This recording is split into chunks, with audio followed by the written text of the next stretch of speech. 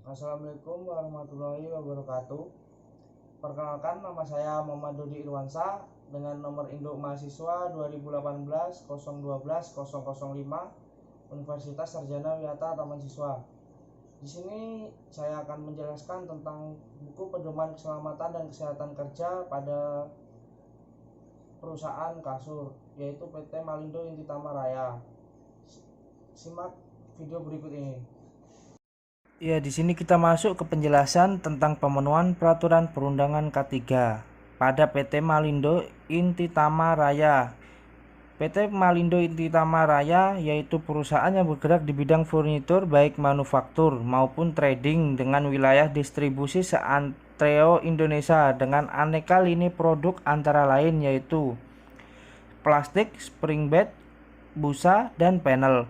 Upaya untuk menekan angka kecelakaan kerja perusahaan ini membuat kebijakan-kebijakan atau aturan yang berlaku sebagai berikut. Yang pertama, Undang-Undang Nomor 3 Tahun 1992 tentang Jaminan Sosial Tenaga Kerja. Yang kedua, Undang-Undang Republik Indonesia Nomor 13 Tahun 2003 dan seterusnya.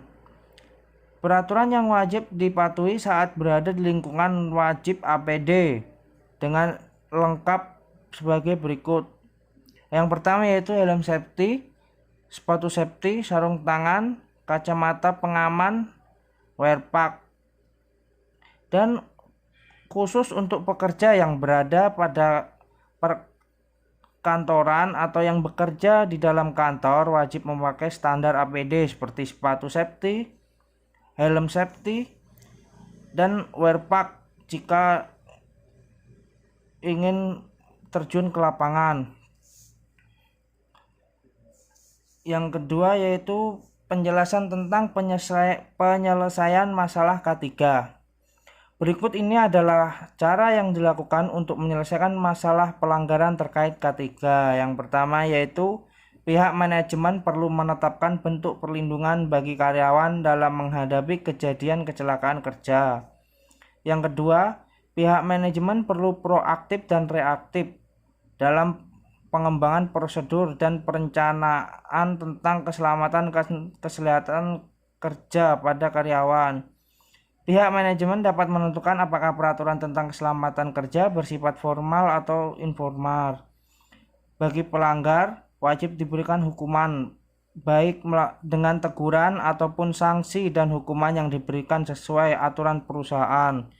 Solusi yang diberikan untuk para pekerja agar tidak mengulangi pelanggaran yaitu melakukan pendekatan secara personil, melakukan koordinasi serta pembinaan, memperbanyak poster-poster yang dipasang di seluruh lingkungan kerja supaya karyawan ingat selalu tentang bahaya K3 tersebut. Dan yang ketiga, proses konsultasi dan komunikasi K3. Keberhasilan menjalankan program SMK 3 serta Zero Accident ini semua dilakukan dengan kerjasama tim yang baik agar bisa mencapai tujuan bersama. Maka seluruh pekerja harus ikut berpartisipasi dalam menjalankan sistem SMK 3 ini. Berikut ini sarana yang bisa digunakan sebagai sarana konsultasi untuk menyelesaikan masalah SMK 3 di perusahaan tersebut, yaitu yang pertama yaitu Komite K3, yang kedua P2 K3, yang ketiga penyelia, yang keempat Biro Hukum Perusahaan, dan yang kelima Serikat Pekerja. Untuk sarana yang digunakan melakukan komunikasi terkait isu-isu K3 di lingkungan kerja yaitu yang pertama melakukan diskusi dengan pekerja dan supervisor, yang kedua sosialisasi di lingkungan kerja, dan yang ketiga rapat internal.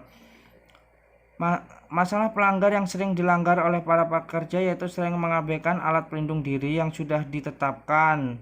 Hal tersebut penyebab kegagalan pada SMK 3. Dari proses informasi tersebut nantinya akan mendapatkan informasi terkait yang sering terjadi dalam perusahaan dan disampaikan kepada pihak pemangku kepentingan untuk selanjutnya ditindaklanjuti. Untuk proses menindaklanjutinya, perusahaan memberikan waktu paling lambat yaitu 7 hari untuk mendapatkan solusi gimana supaya semua masalah itu cepat selesai. Untuk yang terakhir yaitu penerapan sistem manajemen K3. Untuk mendapatkan keberhasilan dalam menjalankan SMK 3 yaitu dengan menggunakan strategi yang baik dan tepat. Upaya yang dilakukan perusahaan yaitu pertama, memasang poster peringatan di setiap lingkungan kerja supaya pekerja selalu ingat bahaya dalam pekerjaan. Yang kedua, memberikan sanksi tegas kepada para pekerja yang melanggar peraturan supaya pekerja itu tidak mengulanginya kembali. Yang ketiga, melakukan pelatihan pengendalian bahaya di tempat kerja. Yang keempat, melakukan sosialisasi rutin. Jika terjadi perubahan SOP, pemangku kepentingan wajib mendiskusikan dengan personil terkait dengan mempertimbangkan aspek-aspek keseluruhannya.